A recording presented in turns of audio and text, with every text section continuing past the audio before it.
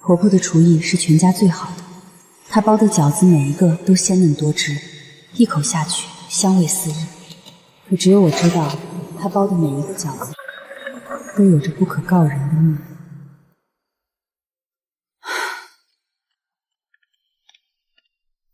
罗西，你在干什么呢？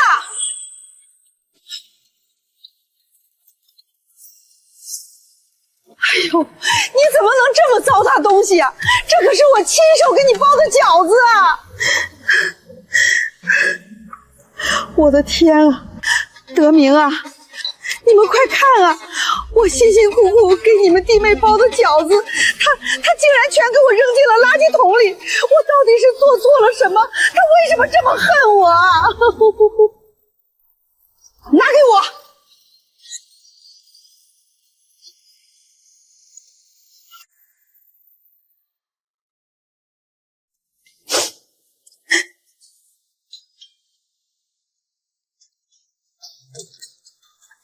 妈，德明啊，你们可算来了，妈这日子没法过了。妈，您别哭了，到底怎么回事？罗欣呢？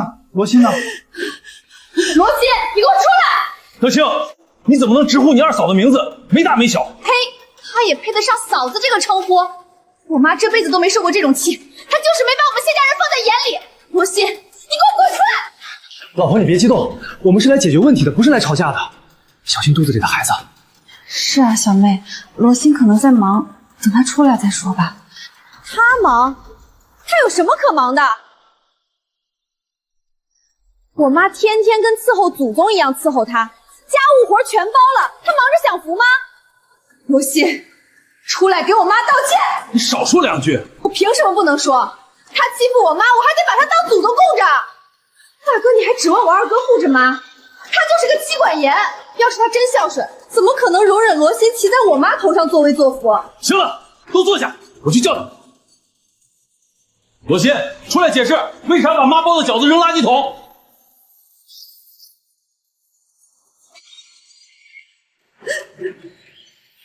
罗欣，你自己说，我妈哪里对不起你？你嫁过来后，她常住在这儿照顾你，一天3顿饭给你端到面前，地帮你拖，衣服帮你洗，连内裤都给你洗了，就差把你供起来了。你凭什么这么羞辱她？罗欣，妈知道你喜欢吃水饺，才特地给你包的。你说你喜欢吃韭菜馅的，妈就把韭菜一根一根捋干净，反复清洗，生怕有一点泥沙。你说你不吃五花肉做的馅儿，妈专门跑了几个菜市场给你买最好的腿子肉，你还要怎么样？连我都知道饺子馅儿全是妈亲手剁的，她做了一辈子饺子，调的馅儿谁吃了不夸一句香？罗欣，你自己说，你第一次来我们家是不是也说好吃？是，第一次上门，我确实说过。妈说手擀的皮儿才劲道，她每次都自己买面团回来，亲自和面，用手一张一张的擀饺子皮儿，再一个一个的包好。这样纯手工的水饺，除了我妈给你做，你现在上哪儿还能吃到？我怕你嫁到我们家不习惯，委屈了你，才一直跟着你们，把你当亲生女儿一样疼啊！你不爱吃早饭，我怕你饿出胃病，才包了这么多饺子冻在冰箱里，想着你每天早上起来煮一碗吃，多方便。可你把我的一片好心全当成了驴肝肺啊！我到底做错了什么？你这么生气，是不是我哪里做的不好？你跟我说，我改啊，我改还不行吗？改？不，你改不了。我倒是要看看你要演到什么时候。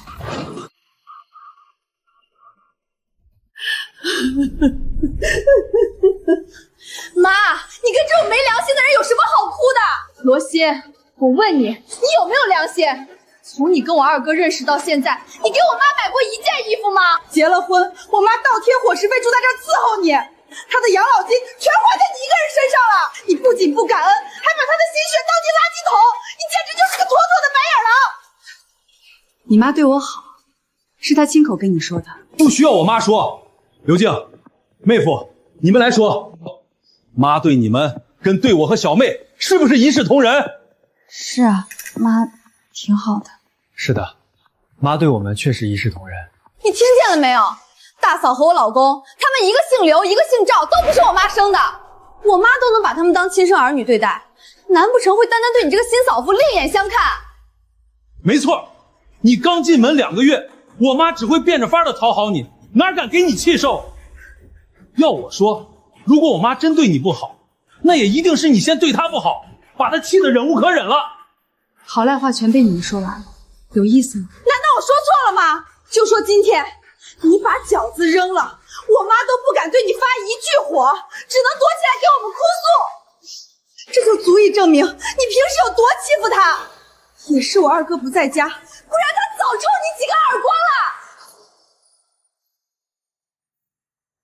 冷静点，冷静点，小心孩子。他们只相信他们的妈，绝不会相信我这个外星人。既然如此，我实话实说吧，饺子是谢德军让我倒掉的。放屁！老二怎么可能让你干这种事儿？罗西，你还要不要脸？我二哥就算再宠你，也不可能叫你把我妈辛辛苦苦包的饺子倒进垃圾桶里。你自己做错事，还要栽赃给我二哥。我的姑奶奶，你别动怒啊，小心动了胎气。罗西啊，你讲话要凭良心啊！德军工作性质特殊，他上班手机都上交了，他怎么可能叫你把饺子倒了？你怎么能这么冤枉他？他以前说过，我不想吃的东西就可以倒掉，不要勉强自己。他说的是外卖零食，绝不包括我妈亲手包的饺子。罗星，你不要以为德军不在家就可以随便撒谎，我们是在认真的跟你谈话。我希望你正视自己的问题。正视问题，我说了，你们会信吗？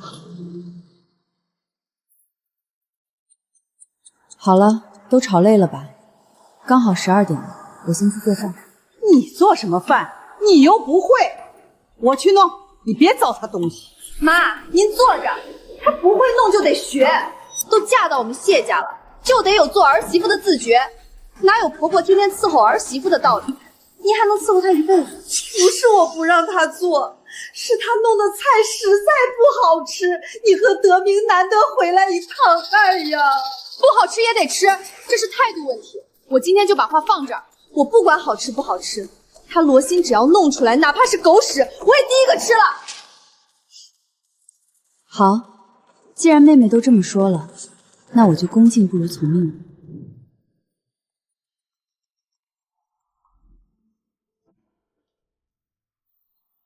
妈，你就瞧好吧，看他今天能做出什么花样来。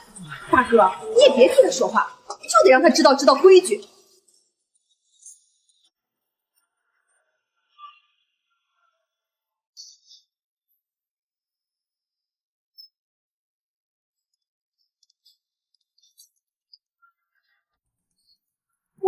我这是专门给你包的，让你每天早上吃的，你怎么一顿全给煮了？你明天早上吃什么？妈，您就是心太软，人家又不稀罕，您还替他想明天，他爱吃不吃，饿的又不是您。大家先吃饺子垫垫肚子，我再去炒2个菜。既然煮了，那就吃吧。说起来，我有2个多月没吃到妈亲手包的饺子了，还真挺想的。我也是啊，想吃都吃不到。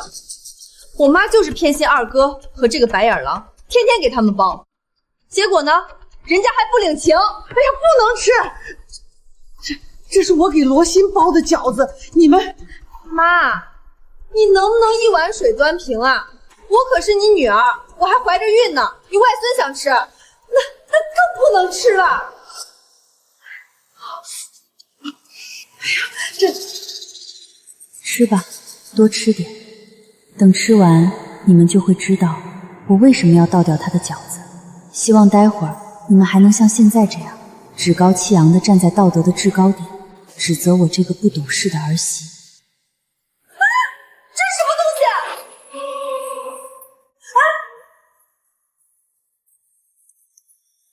西？小妹，怎么了？哥，这肉嚼不烂。嗨，你忘了妈喜欢在饺子馅里放脆骨了，多嚼嚼，我嚼着还挺香的。好像也是。快吃吧，过会儿凉了。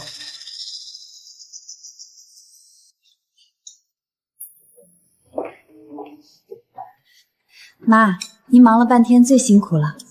来，儿媳妇喂您一个，谢谢您这几个月对我的照顾。我不吃。怎么了，妈？您不是最喜欢吃饺子吗？这可是您亲手包的，总得尝尝味道吧？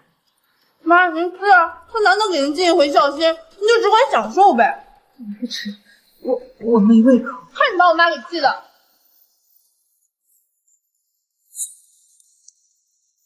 嘿，这馅里是什么东西？呸！我这个好像有纸巾，还有一小截没煮烂的面条。我这里有粉丝，这饺子馅儿怎么回事？呸！怎么有骨头？我的牙！今天这饺子馅儿怎么乱七八糟的？味道也怪得要命，一股馊味儿，难吃。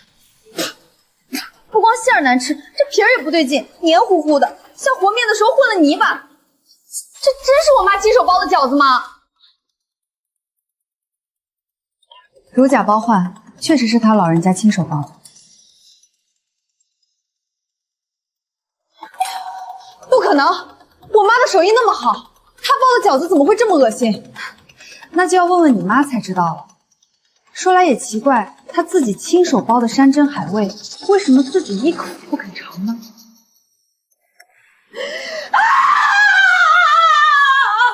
若心啊，你不想吃饺子，可以给我明说，我不包就是了。你为什么要害我？你到底在馅里和面粉里放了什么？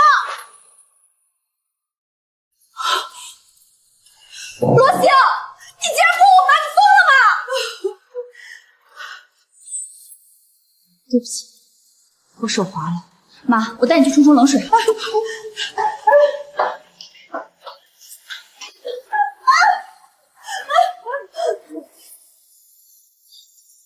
罗星，你要害死我妈妈！不赶紧用冷水降温，她一会儿脸就烂了，会很疼。大哥，你干什么？要噎死妈吗？妈的脸烫伤了，不赶紧降温会脱皮的。那去医院治疗啊，涂烫伤膏啊。你把她按在冷水里，也不害怕消克。我这就送妈去医院。罗西，开门，我来拿我妈的衣服。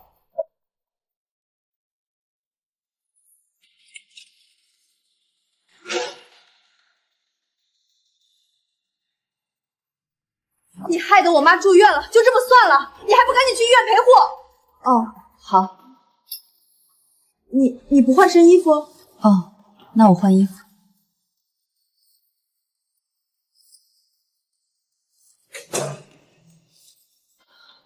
罗西，你什么意思？你耍我？你连妈住院都不管了是吗？你妈有儿有女，哪里轮得到我这个外星人陪护？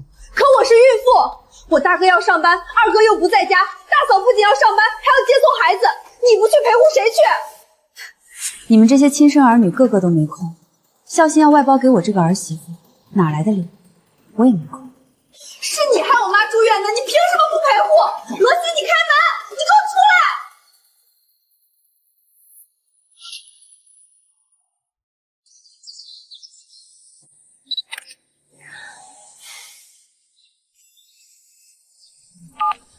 喂，妈。罗西，这门我怎么打不开了？你是不是把密码换了？帮我开一下。哦，我不在家。不在家？那你把密码告诉妈呀！这又不是你一个人的家，你凭什么不让我妈进门？喂，你说什么？我在山里采风，信号不好，听不清。罗心啊，你有没有好好吃饭啊？早饭一定要吃，不然胃会出毛病的。出门在外要多加衣服，别感冒了。喂，还在听吗？你是不是贱？人家都把你赶出来，你还在这你二哥小时候我对他管得太严，他就对我有意见。现在我不照顾好他媳妇儿，我怕他更恨我。这信号真是太差了。我二哥就是个瞎子，娶了这么个鬼东西。等他回来，让他离了。他要是不离，我就把罗西虐待妈的事儿全都放到网上去，找人写文章骂他，让这个贱人身败名裂。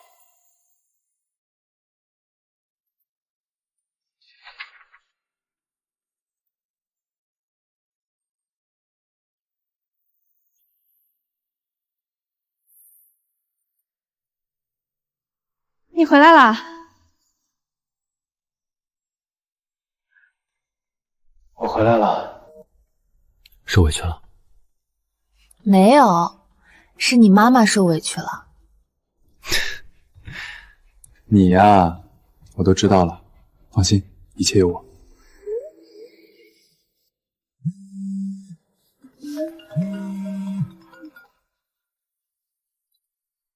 妈，我刚到家。老二，你回来了正好，你跟罗欣现在马上到你大哥家来一趟。这么晚了，有什么急事吗？你大嫂犯错误了，我们现在要开个家庭会议，好好帮助她改正。你们作为家里的一份子，必须参加。大嫂犯什么错误了？来了你们就知道了，赶紧的，我们都等着呢。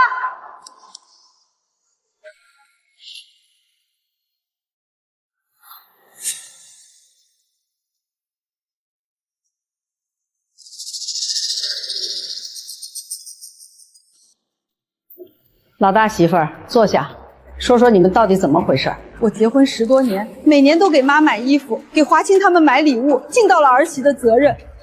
但我娘家远，几年才回去一次。上次看到我妈的被子太薄了，我就花不到1000块钱给她买了套床上用品寄回去。说重点，重点是你为什么不跟我商量？上次你给你妈买衣服，我就提醒过你。我一个月工资8000多，连支配1000块的自由都没有吗？我花的是我自己的钱。大嫂，话不能这么说。你嫁给了我哥，挣的钱就是夫妻共同财产，大哥有权知道钱花哪儿了，这是他爱你在乎你的表现。再说，你给娘家花钱，应该用我哥的名义寄过去，这样你妈高兴，我哥也有面子，是不是这个道理？还是小妹懂事理。老婆，你跟我生活了10多年，还不了解我的心思。你背着我给你妈买东西，别人会说我这个女婿不孝顺。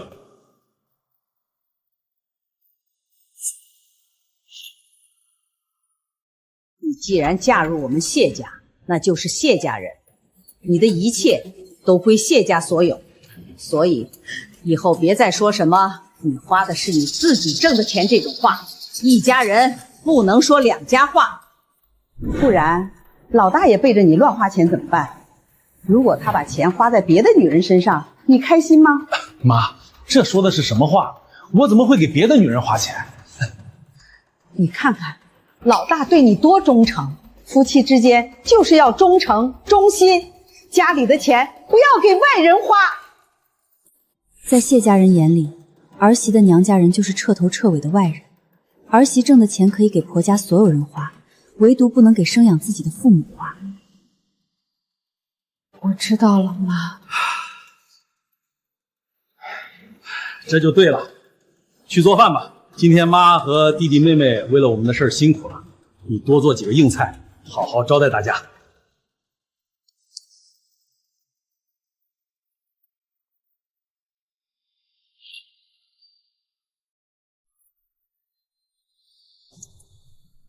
我家的事儿解决了，现在我们说说老二家的事儿。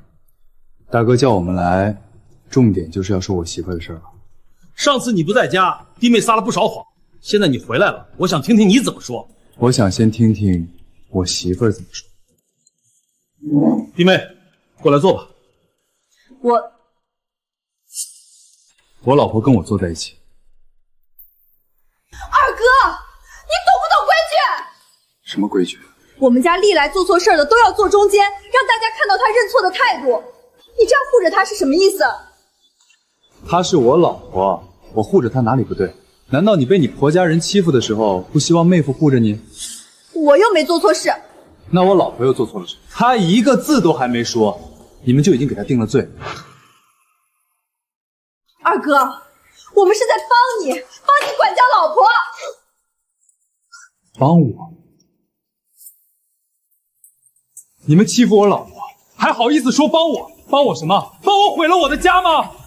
你凶什么？你为了个外人凶我吗？别激动，别激动，小心胎儿。老二，你心疼你老婆，我们都理解，但对就是对，错就是错，你不能一味偏袒弟妹。爸爸早逝，妈一个人拉扯大我们3兄妹不容易，我们孝顺她不是应该的吗？你工作特殊，不能在妈膝下尽孝，妈反过来帮你照顾媳妇儿，连给我接送女儿、照顾怀孕的小妹都没时间。我们说什么了吗？可你媳妇儿是怎么做的？妈煮的饭她不吃，妈亲手给她包的饺子她倒进垃圾桶。那天我们去你家，罗欣竟然把煮熟的饺子泼在妈脸上。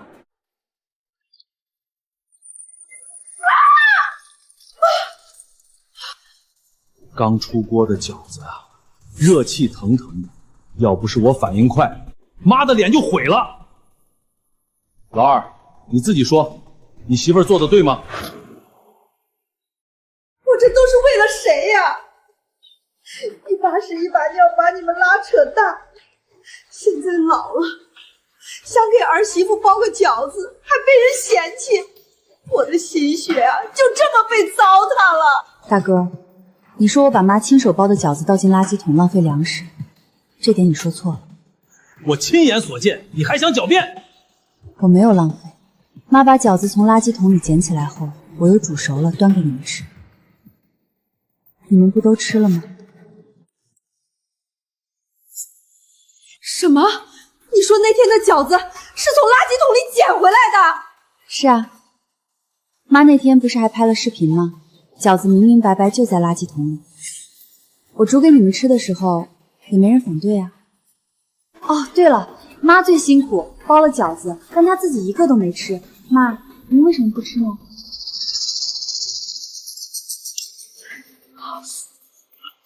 哎呀，这我不行了。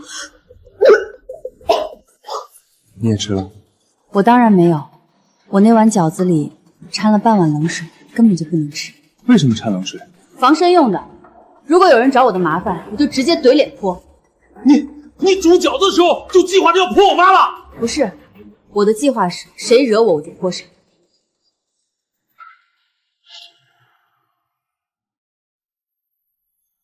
老二，这是饺子烫不烫的问题吗？难道饺子不烫它就可以泼在妈脸上？这是态度问题，是孝心问题。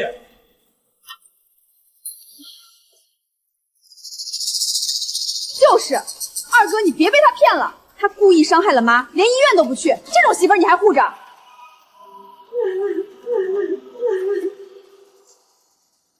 妈，你说完了吗？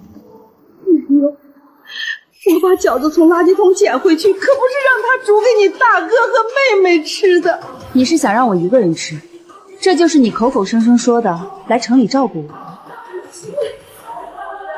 我没照顾你吗？我妈没给你煮饭，没给你洗衣服，你就是个没良心的白眼狼。好了，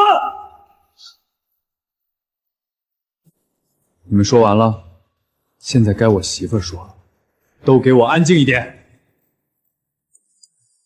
那你让他坐到中间去说。你可以坐到中间来。凭什么？我又没做错事儿。还没错，你一个出了嫁的小姑子，凭什么对娘家的事指手画脚，还对你二嫂大呼小叫？是妈喊我来的。妈喊你来，妈就错了？你来了也应该安安分分当个客人，凭什么对嫂子颐指气使？我又不是单说你老婆，我对大嫂不也照样批评吗？你还有理啊？大哥护不护大嫂我管不着，但是我的老婆我一定要护，你们谁也别想欺负。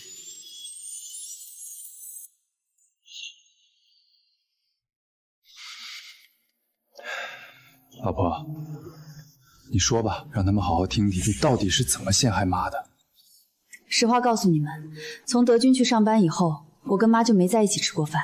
她做她的，我做我的。你还好意思说？我妈辛辛苦苦给你做饭，你不吃，天天点外卖，害得我妈每天只能吃剩饭剩菜。行了，跟你们这种不通情理的人讲道理，纯粹是浪费口舌。大哥，把你家电视打开，我投个屏。你们不是想知道真相吗？那就自己看吧。好。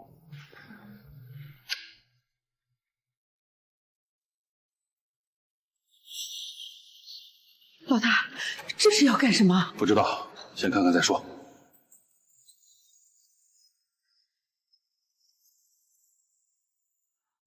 欣欣，快来吃饭啦！看我妈对你们多好，真是偏心二哥二嫂。我这个孕妇在家里都没这么享福过。老大，这是怎么弄出来的？为什么他们家的画面能弄到你家电视上看？妈，这是弟妹手机里录的视频，用投屏功能放出来的。什么？他还偷拍我？妈，您紧张什么？这不是罗欣偷拍的，是我出差前在家安装的监控。你为什么要在家里装监控？是想监视我吗？妈，这监控我结婚前就装了，客厅和厨房各装了，是怕罗欣写作的时候忘了锅里还炖着东西，可以远程报警提醒他。罗欣，德军工作忙，以后就我们2个人吃了，简单点，喝点粥，吃点泡菜就行。等老二回来了，妈再给你们好好炒菜。这粥可不能浪费了。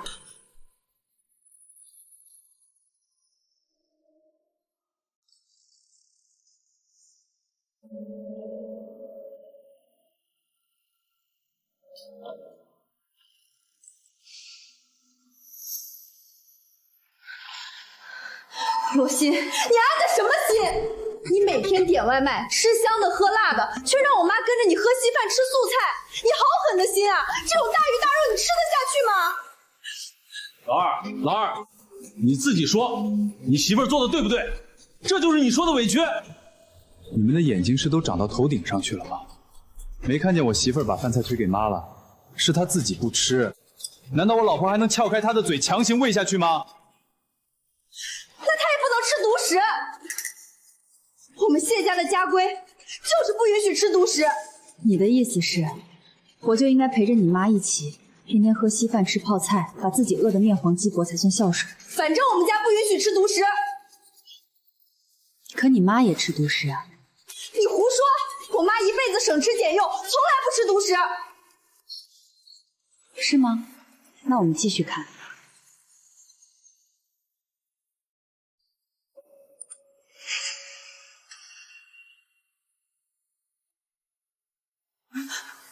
这是因为我妈看到你吃外卖，勾起了她的馋虫，才去饭店吃的。麻烦你看清楚视频左上角的时间，是她先在饭店吃独食被我撞见，我气不过才点的外卖。我之前还纳闷儿，我饿的在书房偷吃零食，她怎么就能忍住不饿？原来是早就在外面偷吃过了。对啊，你饿了可以在书房偷吃零食，我饿了就不能在外面吃点东西吗？可以。那你为什么要跟你女儿说，你的退休金都花在我身上了？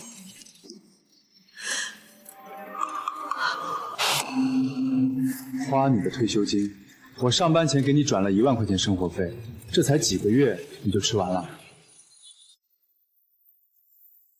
我明白了，就算我妈前面有不对，可她后来不是给你包饺子道歉了吗？你为什么要往馅里加那些乱七八糟的东西？你是故意的！你这样陷害妈，就是想把她从你家赶出去。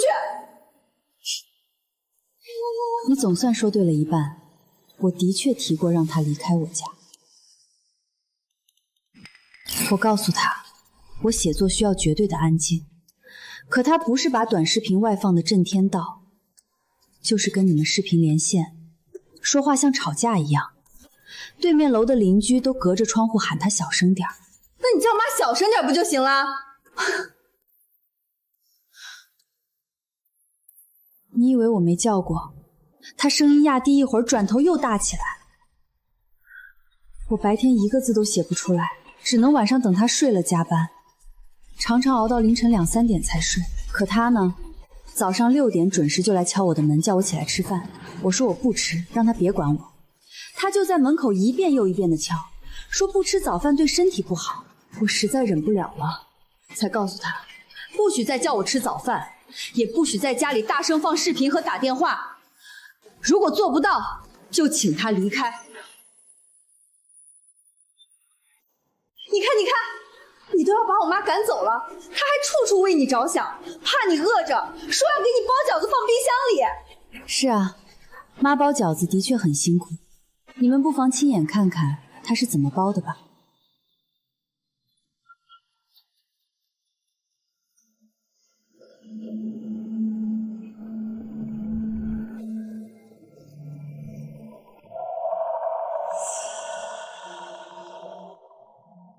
教你吃，叫你吃，吃的你上吐下泻，吃死你，吃死你，吃死你，吃死你，吃死你，吃死你，吃死你！叫你吃，叫你吃！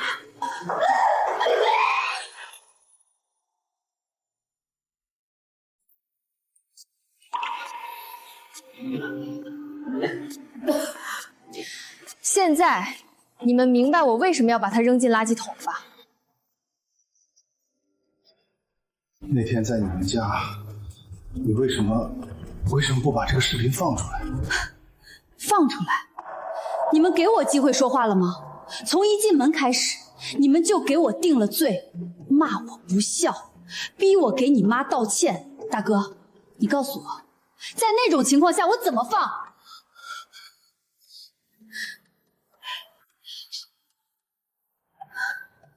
妈，既然您跟弟妹实在处不好，为什么不来我们家住呢？我们之前也请过您的。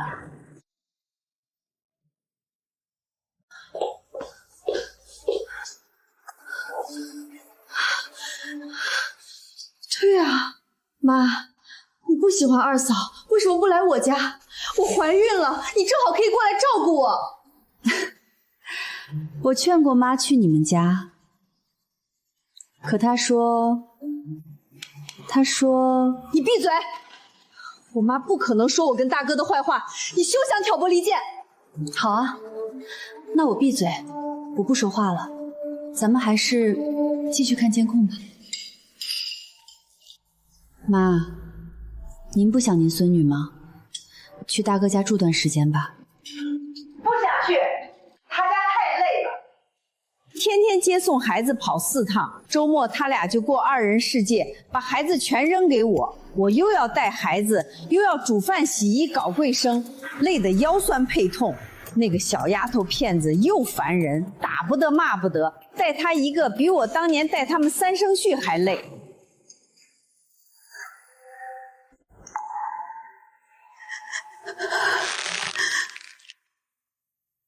那去看看小妹吧，她怀孕4个月，正需要人照顾。快别提她了，她原来就爱使唤人，怀孕后更是变本加厉，把我使唤得团团转，嘴巴又挑剔，炒什么菜都嫌味道不好，还不给我买菜钱，我那点养老钱全贴她身上了，还嫌我拖地不干净，一天叫我拖5遍，说她有洁癖，明明是她自己掉的长头发，也赖我头上。妈，我和大哥从头到尾这么维护你，合着在你心里就是这么想我们的？你怎么能在外人面前这么编排我？我处处帮你说话，为你出头，你竟然在背后说我挑剔，说我使唤你，在你心里我就是这么坏的吗？青青，不是的，是他罗西诱骗我说的，他想赶我走，故意下套让我说你们的坏话。看来妈在他们2家确实过得很累，反倒是在我家最轻松。你只用煮自己的饭，甚至可以出去吃大鱼大肉，衣服只洗你自己的，地也可以随心所欲的拖。罗欣从来不抱怨，更没使唤你干过任何活。我家也没有孩子烦你。你既然在我家过得最舒心，又为什么要这样虐待罗欣？给我一个真正的理由。我来你家又不是为了享福的，我是为了照顾你媳妇儿，盼着你们早点开枝散叶，给我添个大胖孙子。可你们结婚4个月了，他肚子一点动静都没有。我来你们家是伺候孕妇的，不是伺候不下蛋的鸡。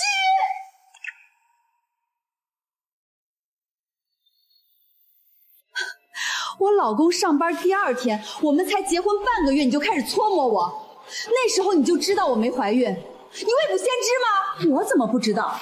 你大嫂结婚时就怀了4个月，你妹妹也是怀上2个月才领的证，就你结婚半个月都没动静，到现在也没怀上，我还冤枉你了。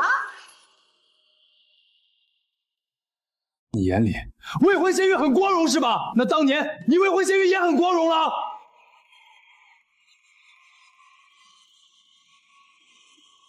二哥，你这话是什么意思？妈未婚先孕，怀的是谁？你又是怎么知道的？我想要个孙子有什么错啊？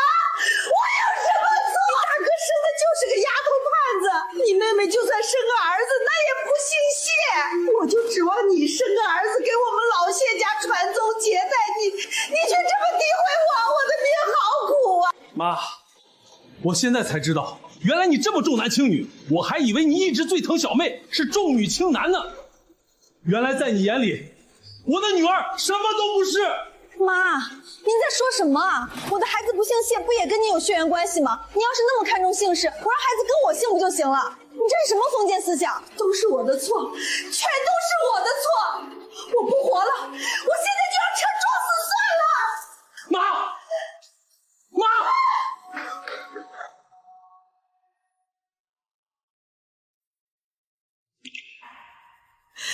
你把我们家搅和成这个样子，现在满意了？关我屁事儿！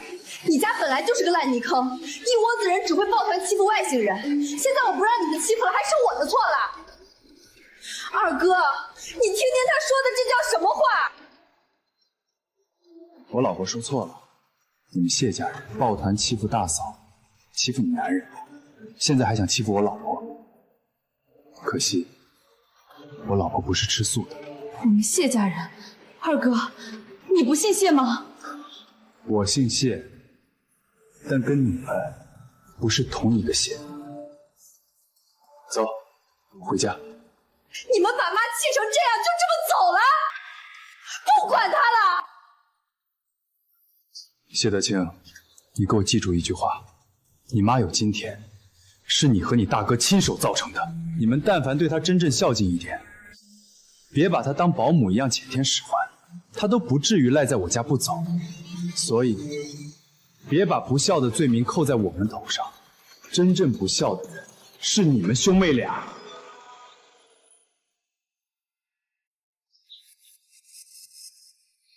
你们别管我，让我死了算了。我老了，不中用了，活着也是浪费粮食。我刚才跑到路中间，想让车撞死，可那车偏偏绕过我开走了。我的命怎么这么苦啊！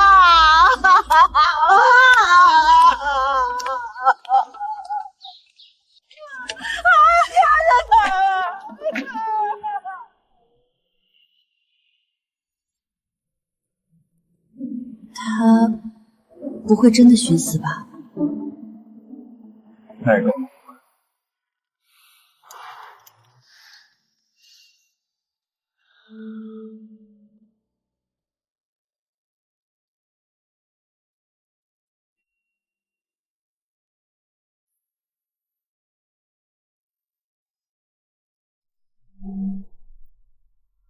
二哥，你快来医院！大哥出车祸了，医生说可能要截肢，还有大嫂不见了。我的儿啊，我的命怎么这么苦啊？车子为什么要撞我儿子？不来把我这个老不死的撞死啊！老天爷，你开开眼啊！奶奶，你别再乱说话了，就是你不停的诅咒我爸才出的车祸。奶奶啊，你说什么混话？我咒你爸，我什么时候咒他了？我疼他还来不及。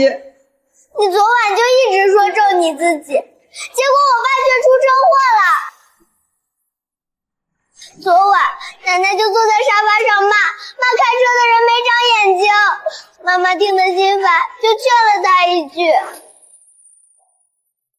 你妈妈说什么了？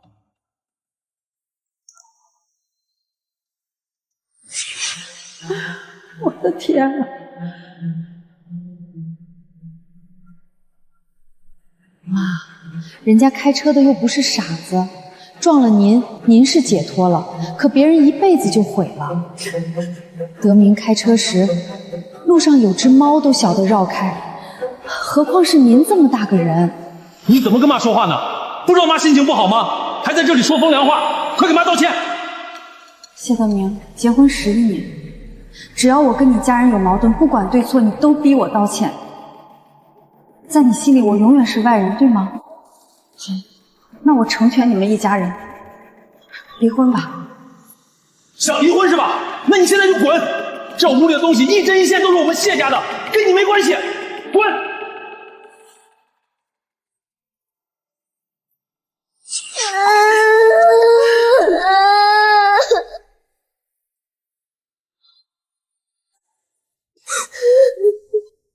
爸爸看妈妈真的走了，一下就慌了，想去追，可是奶奶拉着他不让，说妈妈没带手机，没带钱，肯定走不远，自己会回来的。追什么追？夫妻吵架比的就是谁心狠。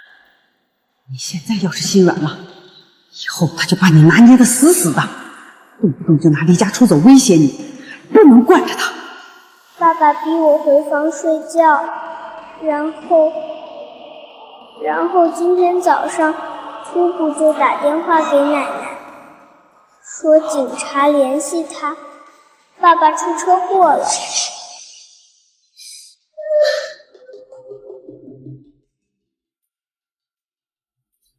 护士，我哥怎么样了？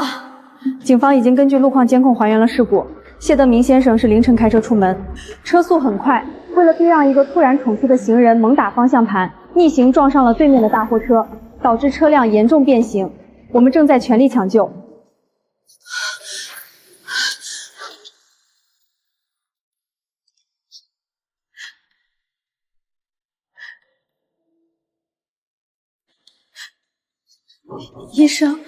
医生刚才找我签字，说必须截肢才能保住性命。我咒的是我自己呀！我是让车子来撞死我呀！我活够了！可我儿子才38岁，我没让我儿子出事儿啊！老天爷，你为什么不把我收了？妈，你闭嘴吧！你以为咒的是你自己，可报应全在别人身上。你从小就教我们不能瞎赌咒，人在做天在看。你说做了亏心事儿发的是最灵验，你拿车祸来赌咒，这就是亏心事儿。我们家的人哪个不开车？现在好了，报应在你亲儿子身上了，你满意了？我是咒我自己呀！车子不来撞我，我有什么办法？你还在说，你能不能别说那个字了？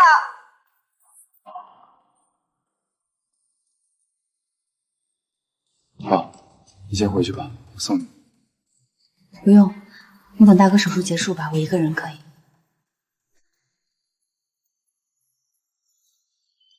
哼，真没良心！大哥还在里面生死未卜，他就这么走？那是你大哥，不是我老婆的大哥。你大哥对我老婆什么样，你心里清楚。他没有义务对她有良心。二哥，你怎么还这么维护他？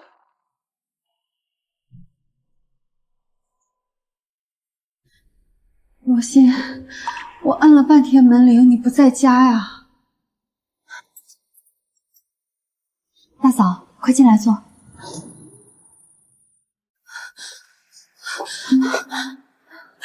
罗欣，我想离婚了。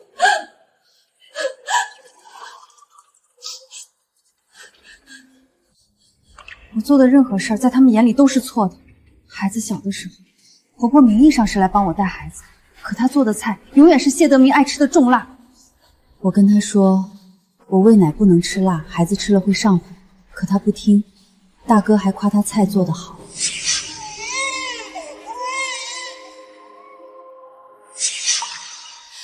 结果孩子半夜哭闹，吵得德明睡不好，婆婆就连夜把全家人叫起来开会，所有人都在批评我，说我连个孩子都照顾不好，影响了德明第2天上班。孩子2岁，上了托儿所，我开始上班。婆婆负责接送，可我每天一下班就看见她躺在沙发上垂腰叹气，说自己累得不行了。果然，谢德清看见了，又召开了家庭会议。他指着我的鼻子说，我不该把家务活和孩子全丢给老人。他说，妈帮我是情分，不帮是本分，我不能把妈的好心当驴肝肺。你辩解了吗？我刚说一句我没有，婆婆就捂着心口哭了起来，说自己命苦，最后还是逼着我跟他们所有人道歉两事。大嫂，我不能理解你为什么能一直忍，整整11年。如果是我，这个家早就被我闹得天翻地覆了。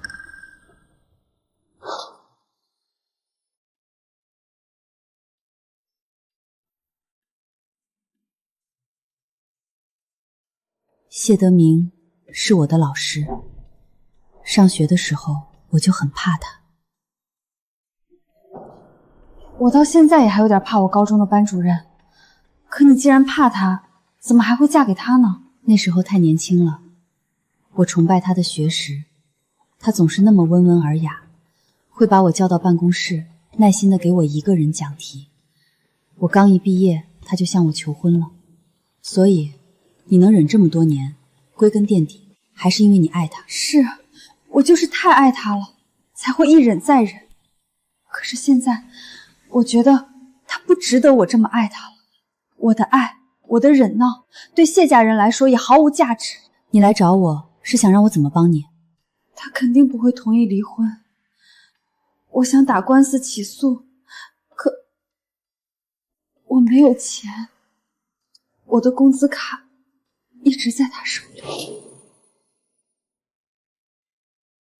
我借给你，打官司租房子需要多少你跟我说。谢谢你，露西，真的谢谢你，这笔钱我一定会还给你的。大嫂，你能下定决心，我支持你。不过现在提离婚可能不是最好的时机，因为大哥他出车祸了。什么时候的事儿？他严不严重？就在昨晚，你走之后，情况有点严重，医生说可能要截肢。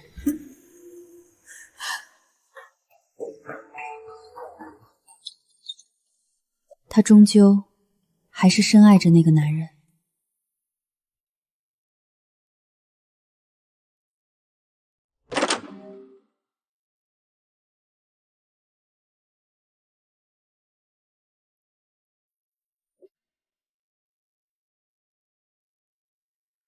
大哥他怎么样了？谢金根流产了。什么？大嫂赶到医院后，妈就指着他骂，说他是害人精，是他离家出走才害了大哥，让他滚。那谢德清呢？他气得冲妈吼，说妈把大嫂赶走了，以后谁来照顾大哥？妈就说她自己会照顾，照不了就拖着大哥一起去撞车，娘俩一起死。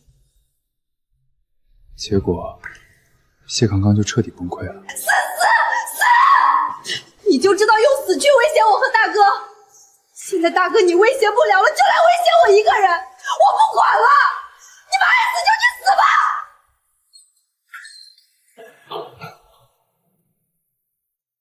他可能心情太激动，开车时走了神，也发生了严重车祸。他伤在了头部，很严重。医生说，治疗用的药会严重损伤胎儿。可如果非要等孩子生下来再治，就会错过最佳治疗时机。他很可能会变成植物人。最后，是妈签的字，放弃孩子，保大人。这个家正在以一种最惨烈的方式分崩离析。昨天大嫂来找我借钱，可话到嘴边又犹豫着回去了。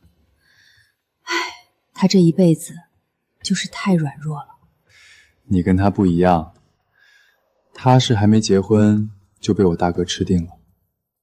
你呀，没人拿得住。我听说大哥以前是大学老师，大嫂是他的学生，难怪大嫂在他面前总像是矮了一头，有种天生的敬畏感。没错，其实他们夫妻俩的事儿根本用不着我妈出马，我哥自己就能把大嫂拿捏得死死的。只不过有些难听的话，他不想亲口说，怕伤了所谓的夫妻情愿。所以得罪人的脏活累活就让他妈和他妹去干，他自己躲在后面唱白脸，假装当好人。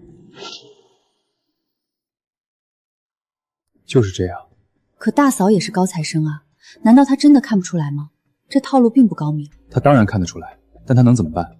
讲道理，他讲不过我哥；论权力，我哥是他上司的上司，一句话就能让他丢了工作，所以他在我哥面前只能认怂。现在他好不容易醒悟了，想离婚，结果大哥这一出车祸，他又心软回去照顾了，真是前功尽弃。他既然动了离婚的心思，这婚就离定了。现在回去照顾，不过是求个心安，把最后那点情分和责任还清而已。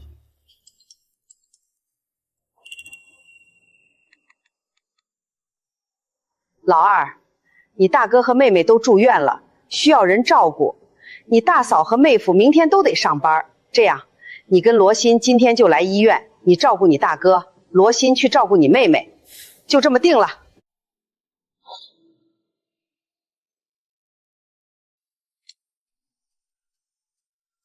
我这是造了什么孽呀！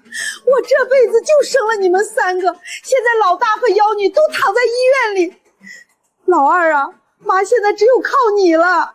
有些事情，我原本想一辈子烂在肚子里，但这段时间，你们实在太让我失望了。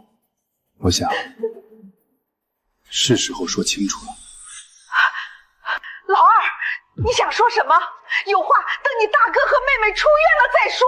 你不想听可以不听，让你儿子和女儿听清楚就行。老二，你怎么能这么跟妈说话？她是你妈，又不是我妈。二哥，你说什么胡话呢？烧糊涂了。我知道了，你就是不想认我这个妈了。你现在长大了，翅膀硬了，就想飞了，是不是？谢德军，我白养你这么多年了。你本来就不是我妈，我凭什么要认你？二哥，你疯了？我没疯，我给你们看看证据。看清楚了，我跟他没有任何血缘关系。这不可能，我们3个从小一起长大的，你怎么会不是妈的儿子？难道你是妈捡来的？我的天！我不是捡来的。我1岁的时候，我的亲生父母就食物中毒过世了，然后我的叔叔，也就是你们的爸爸，声称要抚养我，住进了我父母的家，顺理成章的接收了我爸妈留下的所有财产。我的父母当年很能干，存了不少钱，却意外英年早逝。我当时只是一个1岁的孩子，什么都不懂。我的叔叔带着他的儿子谢德明收养了我。王秀玲怂恿他卖掉了我父母在乡下的房子，取走了我父母所有的存款，在城里买了新房，全家搬了过来。后来他生下了女儿谢德清。你们家3个孩子长得都这么好，在城里所有人看来，我们就是亲兄妹。叔叔在世的时候，他们对我还算过得去。直到我10岁那年，叔叔去世了。从那以后，他就经常找理由打我，不给我饭吃。我中考考上了高中，他却不让我继续读。家里没钱了，你要读高中，就自己出去打工挣钱，供你哥哥和你妹妹读书。就要读书，我考上了，凭什么不让我读？之后我报警了，他害怕警察查下去，会发现他用的是我父母的遗产，这才被迫答应让我继续上学。我一个寡妇拉扯你们3个多不容易呀！你爸死得早，我今天还被警察叫去，我没脸活了。谢德军，你太不懂事了，怎么能报警让妈伤心？就是，你快给妈道歉。当然，我也不是那么听话，但每一次只要他一流眼泪，我就会心软。我参加工作后，他对我的态度好了很多，总是哭着说对不起我，说小时候对我太严厉了，希望我原谅。我每次心软就会给他钱。直到1年前，我经人介绍和罗欣相亲认识了。谢先生，你条件这么好，今年都34了，这还是第一次相亲，你妈妈不催你吗？我爸过世的早，我妈她从来不催我。你妹妹都结婚了，你妈还是不管你的婚事？喂，谢军，你老实说，你是不是你妈亲生的？你别说，我还真怀疑过。德军，我感觉她真不是你亲妈。后来妈离开之前想用毒饺子害罗欣，结果反而让我们彻底撕破了脸。把她赶走后，罗欣就以作家下乡采风的名义去了她的老家。可惜啊，好人命不长。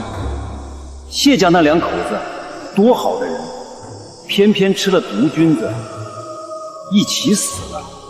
是啊，说来也奇怪，他们2口子在山里长大的，怎么会不认识菌子，采了毒菌子回来吃？倒是让他那个游手好闲的弟弟捡了个大便宜。大爷，我听人说这家的弟弟，也就是后来过继了侄儿的谢老二，他媳妇儿不是本地人。何止不是本地人，当年啊，他哥和嫂子根本就不同意这门婚事，嫌那女的太懒，手脚不干净，心术又不正。可谁知道那女的肚子争气，未婚先孕，怀上了孩子，还扬言说她男人要是不娶她，她就去告他强奸。他哥嫂没办法，怕弟弟坐牢，只能捏着鼻子认了。结果呢，没过几年，他哥嫂2口子就死了。调查的差不多，我回了家。没过几天，德军就休假回来了。我把所有情况原原本本的都告诉了他。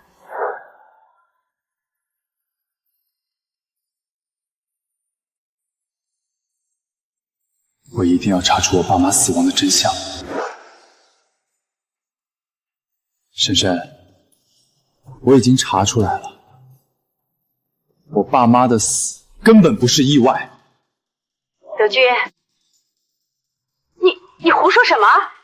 就是意外，他们是吃了毒菌子。毒菌子？我爸妈在山里长大，从小就上山采菌子，他们会分不清？分明是你们下的毒。你以为过了30多年就神不知鬼不觉了？那天有人从后山上看得一清二楚，他看见叔叔往我家的饭菜里加东西，只不过那人跟叔叔关系好，才一直没敢说出来。可他被良心折磨了这么多年，现在终于把一切都告诉我了。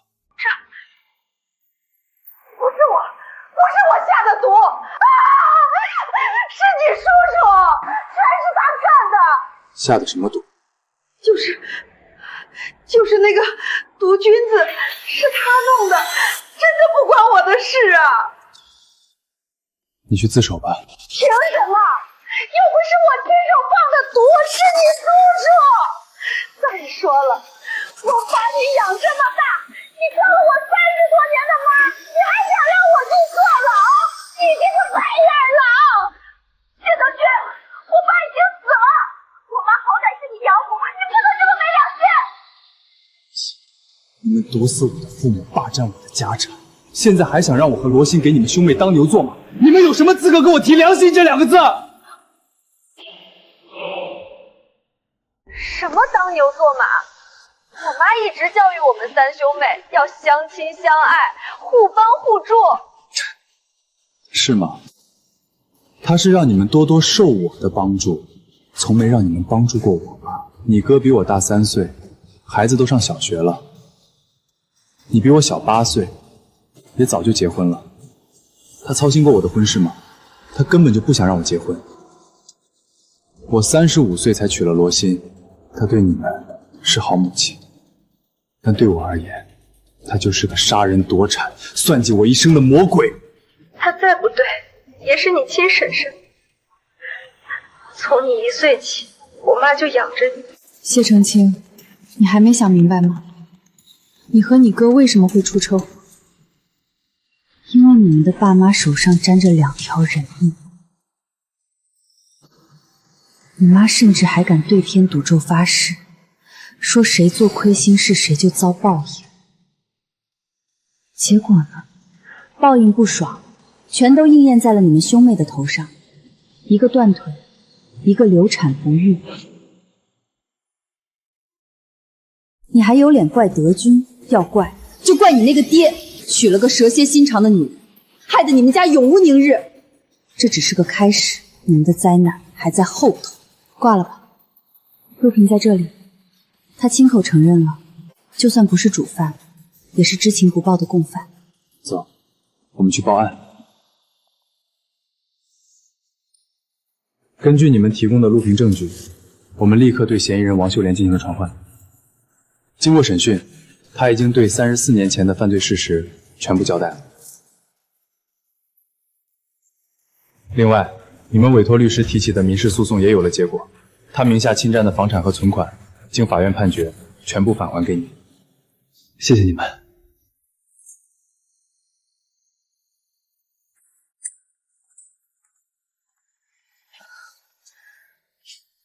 听说大嫂办完离婚手续了。她带着女儿走了，去了一个新的城市，总算是脱离苦海，重新开始了。那谢成丁呢？她婆家？她丈夫跟她离了。害人终害己。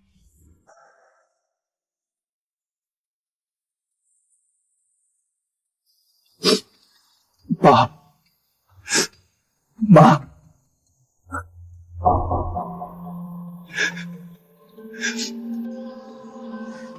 爸妈，你们安息吧，我们为你们报仇了。德军很好，以后我和德军也会过得幸福美满的。我不知道自己做得够好吗？